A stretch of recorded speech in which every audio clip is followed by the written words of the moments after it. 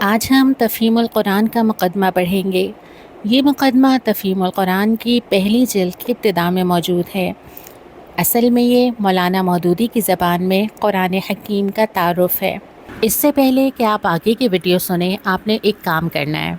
اپنے سامنے قرآن حکیم کا نسخہ رکھ لیجئے، ڈائری اور پین بھی ساتھ لے لیجئے۔ اب اگلی سلائیڈ پہ جو سوالات آپ کے سامنے آ رہے ہیں، ان کے جوابات آپ کو ویڈیو ہی میں کہیں ملیں گے۔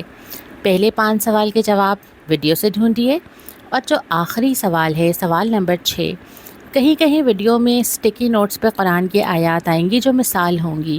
ہم نے ایک مثال دی ہے، آپ مزید ایک مثال تلاش کریں گے۔ تو اس ہوم ورک کو کرتے جائیے اور ویڈیو کو سنتے جائیے۔ اب اپنا موضوع کنٹینیو کرتے ہیں۔ ہم عام طور پہ جن کتابوں کو پڑھتے ہیں وہ ایک خاص ترتیب کی ہوتی ہیں۔ موضوع درج ہوتا ہے، اندر انڈیکس ہوتا ہے، ترتیب سے آغاز اور ترتیب سے اختتام ہو جاتا ہے، موضوع کے گرد ہی رہتی ہیں۔ لیکن جب ہم قرآن دیکھتے ہیں تو ایک بالکل مختلف چیز نظر آتی ہے۔ کہیں نظر آتا ہے کہ ایک ہی مضمون مختلف انداز سے بار بار پلٹ کے آ رہا ہے۔ کبھی ایک مضمون چل رہا ہوتا ہے کہ اچانک سے دوسرا آ جاتا ہے، کبھی ایک کو مخاطب کیا جاتا ہے، کبھی کسی اور کو مخاطب کیا جا رہا ہوتا ہے، یعنی مخاطب بدلتے رہتے ہیں، اور ہمیں ایسا لگتا ہے جیسے اس کتاب میں جیسے کوئی ترتیب ہی نہیں ہے۔ اس غلط فہمی کو دور کرنے کے لیے کچھ چیزیں معلوم ہونا ہمارے لیے ضروری ہے۔ ہمیں یہ معلوم ہونا چاہیے کہ اس کتاب کا موضوع کیا ہے، یہ کتاب یعنی قرآن کیوں آیا، یہ کس سے بات کر رہا ہے، کیسے بات کرتا ہے، کب اور کن حالات میں آیا۔ جب ہی ہمیں اس کتاب کی سمجھ آئے گی۔ اللہ تعالیٰ نے اس زمین پر انسان کو اپنا خلیفہ یا نائب بنا کر بھیجا۔ زمین کی ساری چیزیں اس کے دائرے اختیار میں دے دیں اور اس سے کہا کہ ان سب کو استعمال کرو، یہ سب تمہارا ہے، لیکن یہ دنیا تمہارے لیے وقتی رہنے کی جگہ اور امتحان گاہ ہے، یہاں ہم تم کو آزما رہے ہیں۔ یہاں پر وقتاً فوقتاً ہم تمہیں ہدایت دیتے رہیں گے کہ تم نے دنیا میں کیسے رہنا اور کیا کمانا ہے۔ تم اس ہدایت کے ساتھ جو سلوک کرو گے اس کی بنیاد پہ فیصلہ ہوگا کہ آخرت میں تم کامیاب ہوتے ہو یا ناکام، اور اس کے لیے وقتاً فوقتاً پیغمبروں کا سلسلہ جاری رہے گا جو تمہیں بتائیں گے کہ تمہارے لیے صحیح راستہ کیا ہے اور غلط راستہ کون سا۔ تمام پیغمبر آتے چلے گئے، اس مقصد کو پورا کرتے چلے گئے، لوگوں کو پکارتے گئے کہ اللہ کی بندگی کرو، یہاں تک کہ نبی آخر الزماں حضرت محمد مصطفیٰ صلی اللہ علیہ وسلم تشریف لائے اور اپنے ساتھ یہ کتاب یعنی قرآن لے کر آئے۔ تو گویا یہ قرآن بھی اس ہدایت کے مقصد کو پورا کرنے کے لیے ہماری طرف بھیجا گیا کہ اللہ رب العالمین ہمیں صاف صاف بتا دے کہ دنیا میں ہمیں کیا کرنا چاہیے۔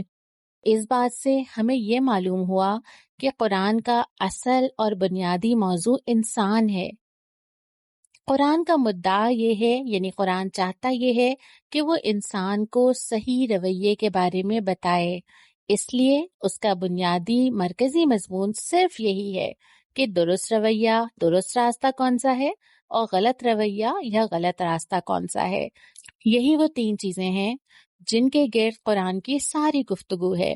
مولانا مودودی رحمۃ اللہ علیہ فرماتے ہیں، ان 3 بنیادی امور کو ذہن میں رکھ کے کوئی شخص قرآن کو دیکھے گا تو اسے صاف نظر آئے گا کہ یہ کتاب کہیں بھی اپنے موضوع، مدعا اور مرکزی مضمون سے بال برابر بھی نہیں ہٹی۔ اول سے لے کر آخر تک اس کے مختلف نوع مضامین اس کے مرکزی مضمون کے ساتھ ایسے جڑے ہوئے ہیں جیسے ایک ایک ہار کے چھوٹے بڑے رنگ برنگے جواہر ہار کے رشتے میں مربوط اور منسلک ہوتے ہیں۔ آپ بھی قرآن کی آیات کو دیکھیں گے تو آپ کو نظر آئے گا کہ انہی موضوعات کے گرد گفتگو ہو رہی ہے۔ ایک اور بات ہم یہ بھی ذہن میں رکھیں کہ یہ ایک جیتی جاگتی کتاب ہے جو مسلمانوں کو مختلف حالات میں ساتھ ساتھ رہنمائی کر رہی تھی اور کر رہی ہے۔ مختلف حالات میں نازل ہوئی۔ مکی دور میں حوصلہ، ایمان، صبر کے موضوعات ملتے ہیں۔